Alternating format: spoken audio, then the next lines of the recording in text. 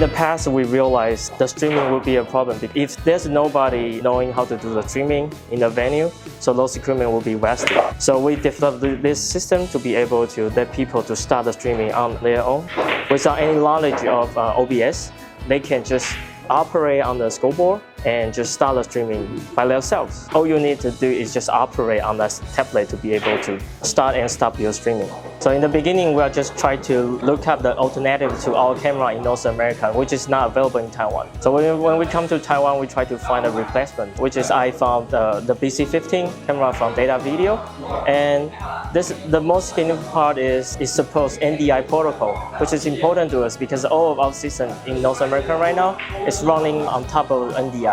So which can provide us the real-time stream in high quality.